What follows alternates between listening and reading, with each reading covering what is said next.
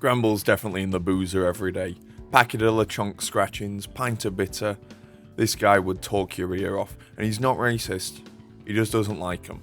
Like pretty much everyone who can be described like that, he also has a lot of physical deformities due to generations of inbreeding.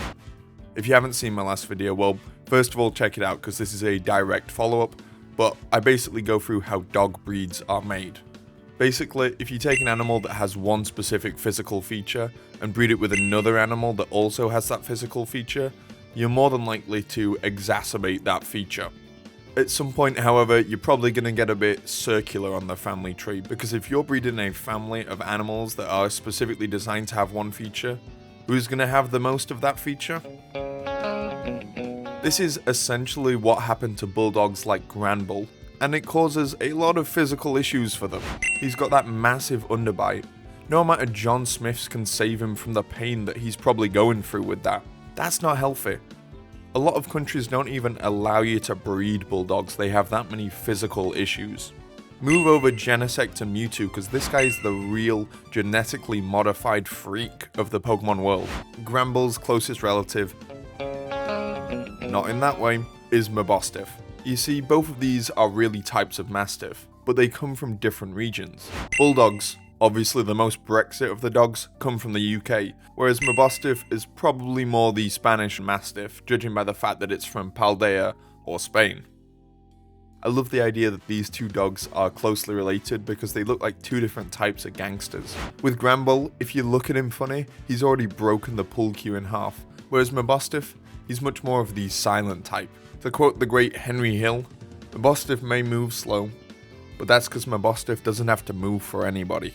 You mess with this guy and you're much more likely to end up with a Mudsdale head in your bed or Journey playing when you're out for a family meal. Mastiffs were bred to be big and strong.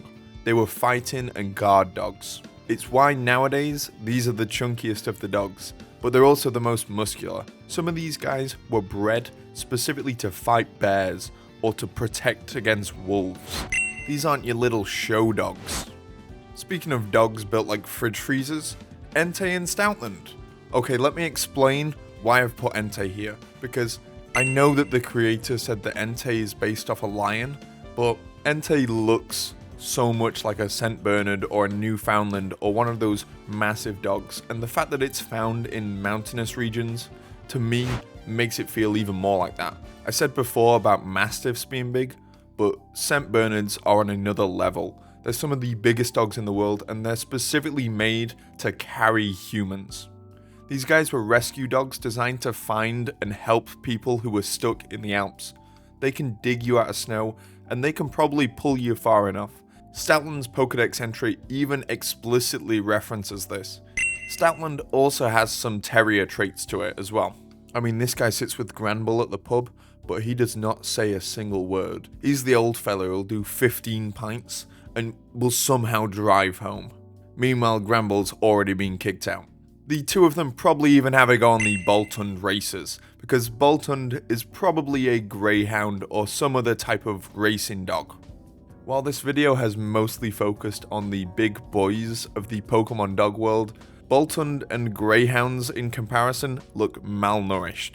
That's because unlike the rest of the dogs we've talked about today, these dogs are built for speed. Boltund pretty much reflects this. Its Pokédex entries talk about how long and how quick it can run, but interestingly enough, it will never actually catch the ball. Electrode has 150 speed, Boltund only has 121. This is like some sort of Sisyphus situation where it's constantly just that little bit slower. At least he's got the right attitude. Maybe with a few more generations of selective breeding, he can get those IVs high enough. Interestingly though, Boltund evolves from a completely different type of dog. I mean, Pokemon has done worse. They did turn a fish into an octopus, but Yamper is a Corgi, and this is a type of sheepdog. These guys are kind of like the opposite of what Boltund is. They're one of the smartest types of dogs, whereas Boltund, he only thinks about ball. They also share a lot of physical contrast with those tiny little legs that they have, but this actually makes them one of the most agile types of dogs, whereas Boltund, if you threw a ball into a wall, I'm 100% sure that he would go straight through the wall. Speaking of dogs dying, Houndstone, he's a sheepdog. That was terrible. Why did I decide to do that? In all seriousness though, it's a sheepdog and it's probably a type of Catalan sheepdog. I don't really know what else I can say about this because sheepdog kind of says it all. They also sell paint, so they have that going for them. So those are the second half of the dogs in the Pokemon world. Like I said earlier, if you haven't looked at my other video, please check that out.